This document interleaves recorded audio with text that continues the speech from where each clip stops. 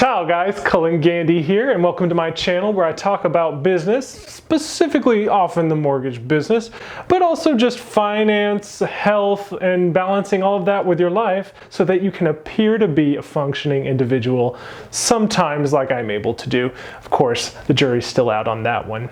So today I want to talk about what it's like being a mortgage loan originator. I'm a mortgage loan originator here in Chicago, Illinois.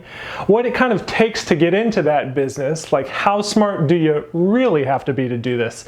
And also, what are some of the pros and cons of actually working in the mortgage industry as an originator? Because often, I feel like a glorified telemarketer. I also want to talk about some of the strengths that you're gonna have to have, or at least maintain, in order to be a really effective mortgage loan originator. And a lot of those have to do with interpersonal relationships, making good first impressions with people, and following up consistently. Because a lot of that doesn't really come as second nature to a lot of people, myself included. I'm a secret introvert, so what are you gonna do? Now, it's no secret that there's some sort of event that the YouTube algorithm doesn't want us to talk about that is keeping us inside of our houses. Scholars maintain that nobody knows what this event is. And because of that, a lot of people are having to make a big switch between jobs. I myself started out as an opera singer, so I was in the arts field, the white hot classical music field. And then when that went under, for the time being at least, I've been furloughed for the better part of a year, we had to make some choices. And it occurred to me, guys, that when the market is down and when interest rates are low, who is going to benefit from that? Well, if interest rates are low, then folks are going to be able to get money at least a little bit cheaper. So I went on the hunt. What is a good prospective job to get in this sort of upside down economy?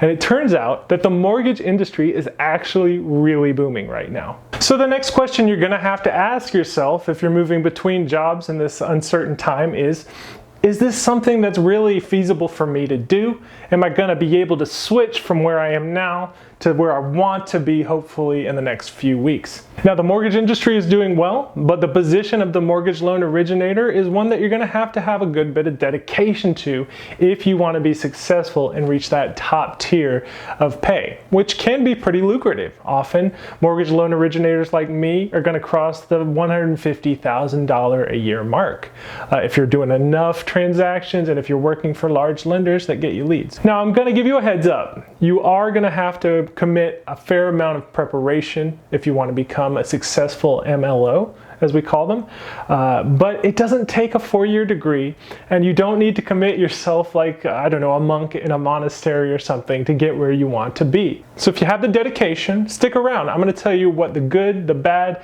sometimes the ugly can be if you want to be a mortgage loan originator. By the way, guys, if you like videos like these, please be sure to just gently press the like button like a human being. We're all adults here. You don't need to be smashing stuff.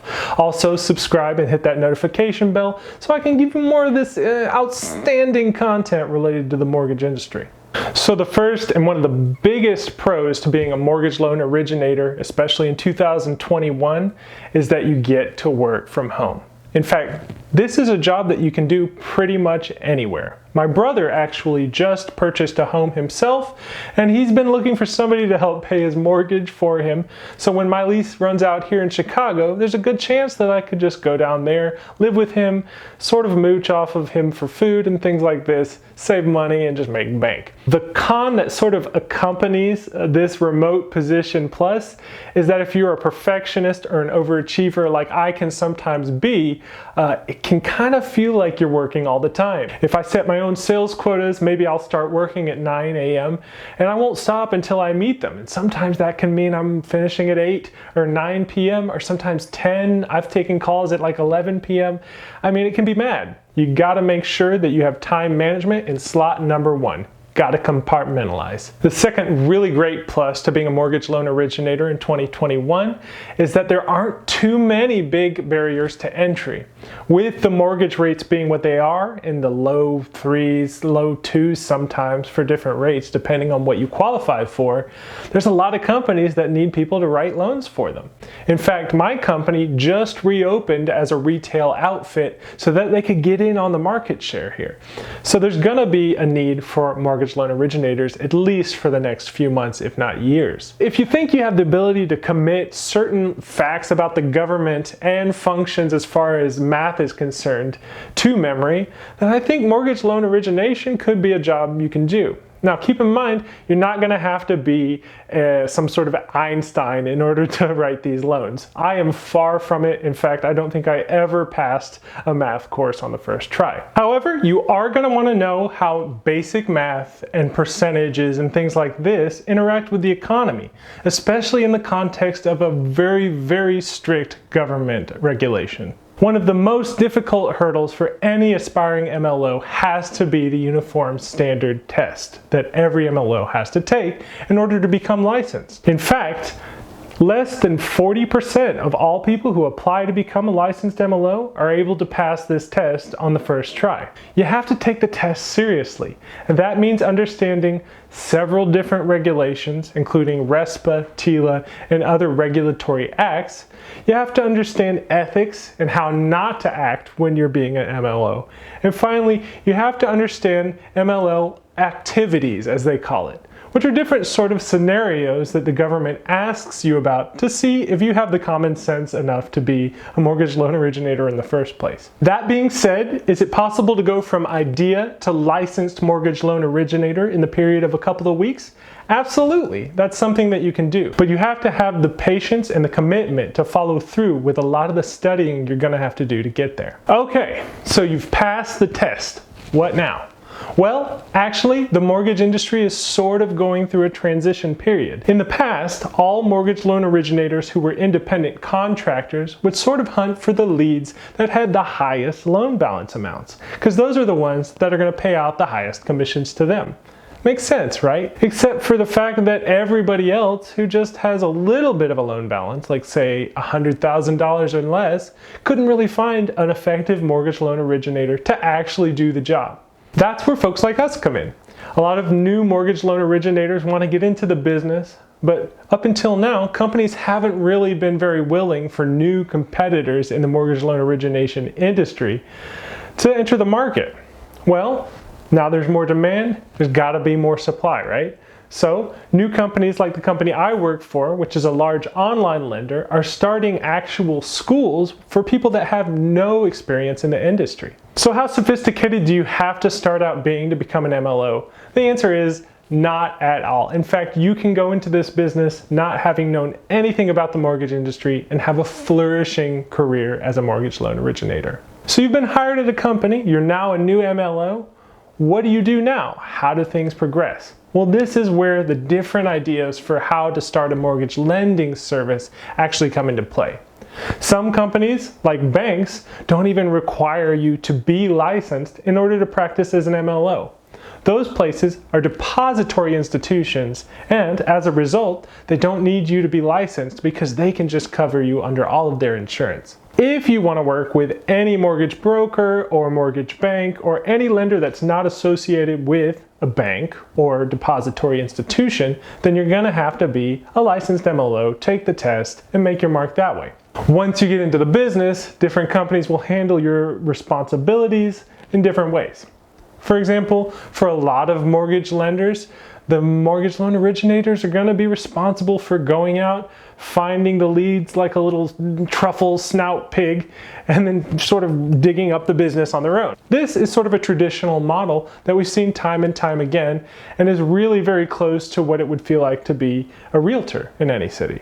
Other lenders that are based principally online, such as my institution that I work for, often have lead generation websites or lead generation services like Lending Tree or Bankrate to help feed each of the MLO's fees. So what's the trade-off? If you work for one of those large online lenders, the big pro is you're going to get the leads and you're going to have somebody to actually call and talk to. The con is that chances are if you work for one of those lenders, they're not going to give you a premium like some of the other institutions would give you for each of the ones that you close. So let's say you would usually otherwise get a commission of a quarter of a point or half of a point or even a full point on each of the loans that you close and fund. Well, at one of these large online lenders like I work for, sometimes they pay you in units, or sometimes they don't even pay you on commission at all. Now that can sound kind of like a bummer, I'm not gonna lie, except for if you're starting out, it's a really, really good way to get your feet wet into the industry. You're getting experience using your sales techniques. You're getting experience sort of giving people quotes and writing loans without all of the pressure of being responsible for every facet of your business all at once.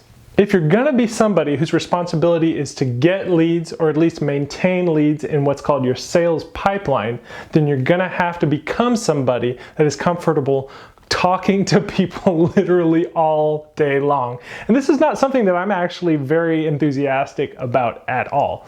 In fact, I don't even really like talking to my family on the phone, much less your family, right? However, even though I would consider myself as an introvert, I think that this sales technique of being constant and always ready to follow up with people is something that you can actually turn on and off and hone into a skill that is entirely separate from your personality as it would otherwise be. So now you kind of have a general idea of what it's going to be like if you're trying to get into the mortgage industry right now. So what are the things that you actually should be looking out for so that you can get a leg up in the future? Well, the first big thing is that you want to find management that supports you. I cannot tell you how valuable this experience has been at my current lender because of the fact that I have management on call with me, constantly ready to help. That's not something that every company can say. In fact, a lot of times management can feel like something that's very far away. And second, you're going to have an honest idea about who you are as a person. I know a lot of us here would like to believe that we're the type of person that can just pull them big old bootstraps up and be the next Elon Musk in whatever industry that they choose. But chances are, it's not going to be for everybody. And that's okay. Because sometimes the people who make really, really good salesmen aren't going to be really great at anything else or most other things. So I mean, you have to have a good understanding of who you are as a person, what you're willing to sacrifice, and how long you're able to sacrifice it for. Third, if you're working as a salesman and you're working long hours, you have to understand how ambitious you are individually and what you're able to put up with mentally. Sometimes it can be really grueling, sort of sludging through the amount of refusals that you're going to eventually get as a salesman. So you have to be okay with the refusals. Sometimes I even sort of thrive on them. This is a thing that I experienced a lot as a singer as well, so I guess my entire life of failures has sort of built up to this one rather moderate success. In the future, I will be going in depth on a lot of these topics that I've talked about in this video, especially having to do with how the testing works, how to study for the tests, and finally, how to be a salesman and how to sort of enjoy the ability to sell people. These are things that are important and I think valuable for when you're starting out. So if you like these videos, please subscribe, please like, and I'll see you in the next one, guys. Cheers. That being said, is it possible to go from idea to licensed mortgage loan originator in the period of about a couple of weeks? Absolutely. No.